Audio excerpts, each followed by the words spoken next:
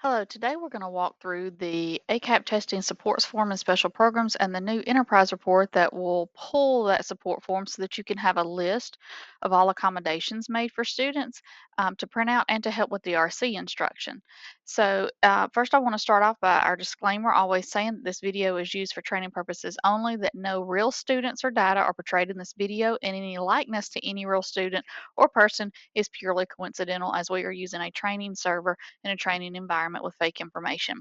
So I'm going to start out in special programs, and I've got a student that I've been working with, Mickey Mouse, who I've already assigned an ACAP testing supports form to. All districts should be very familiar with this form.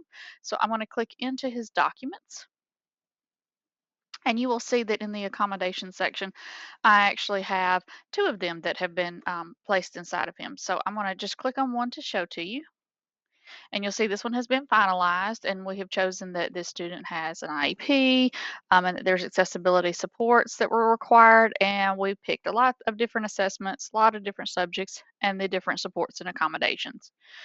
How do you create one of these for a student if you've never done that before? So if I go back to my home page, and I'm going to go back into Mickey's documents, but at the top of the page, you do have this create a new document feature.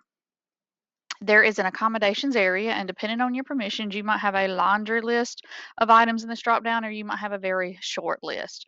I do have access to the accommodations, so we have the ACAP testing supports form. So I would click on it and click go. It'll say I want to create a new one. And the first thing I would do is put in the date. So if I were to go in and, just choose to say today's date, I can only choose one. So which am I writing this for? Is this for an IEP, a 504 plan, or an IELP? We are working on changing this where we can possibly pick more than one. So more to come on that later. This is very familiar from the sports form that you've had to do in the past. So if it's an EL student will not participate, you do the check. If it's an alternate date of determination, you put that in there. Basically, you're stating are there going to be accommodations or not. And when you choose that there are, you get this drop down box where you can go through and add those accommodations in once you choose the test. So let's say this is for the ACAP summative. If it's for a specific subject or for all subjects, I just go choose whichever applies, and then I get my list of accommodations. So whatever it is, I would go through. And if you need to add more, so maybe there's 3 or 4 accommodations the student gets, or for multiple tests, you just go through and you pick exactly what you need to for that student. And then you finish out the form and save and finalize. So this right here is not new to anyone. This has been in place for a year now. We have a very detailed video on this if you need to go through and get more training on how to enter this form in.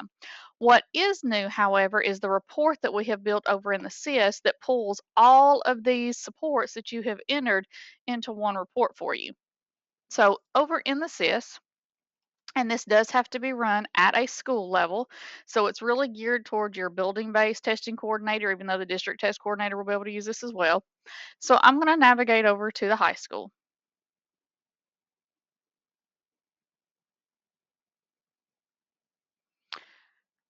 And a very familiar place of reporting inside of PowerSchool is the enterprise reports. And so when I go to data and reporting, reports, and enterprise reports,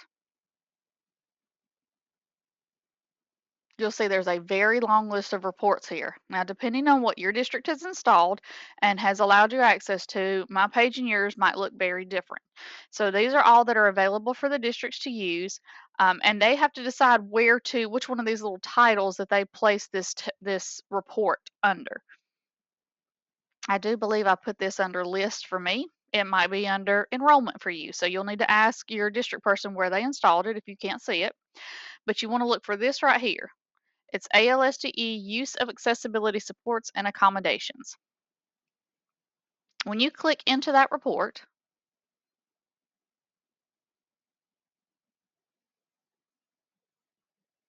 it's going to pull the district name. It's going to pull what school you're logged into. What you would need to choose is which assessment do you want to run this for. So let's say that we're preparing for the ACAP summative, and maybe you're entering in all of that into DRC, and you want a comprehensive report to tell you all the accommodations at your school that you know you need to enter into DRC. Well, if you click on the ACAP summative,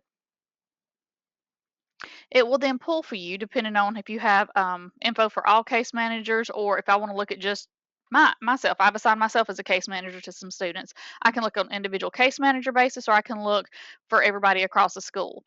So in this case, it will pull any kid and all accommodations that you have for those students listed here. And if you'll notice, this is that supports form that we've typically had in paper format that you use at the end of testing to say, yes, I did provide support to this student, or no, I did not. And you have to check the yeses or nos and then get the sign off by everybody that accommodations were provided. So what we want to do is to give you this report where you don't have to handwrite that into a sheet of paper anymore. But this also will allow you to pull a comprehensive report of students who do receive accommodations so that you can get a finalized report to know that you've entered them all into DRC during that time. And I know everyone is doing that currently. So that can be used now for this or at the end of testing for you to go through and print. We have made this print button up here for you so that you can go through and print. And I will tell you, it kind of looks a little squished here. One of the things that you'll learn with printing reports a lot of times is that you really need to look at your printer settings. So one of the things that we recommend for you to do is to click your more settings in your printer and scale this size down. I've really found that 65% makes it look like a nice, pretty form and kind of fits all of that on there perfectly for you. And then you can print this out and it will be able to be signed off for at the end of testing.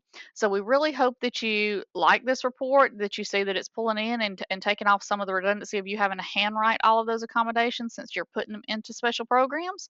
And if you have any questions, you know to reach out to us.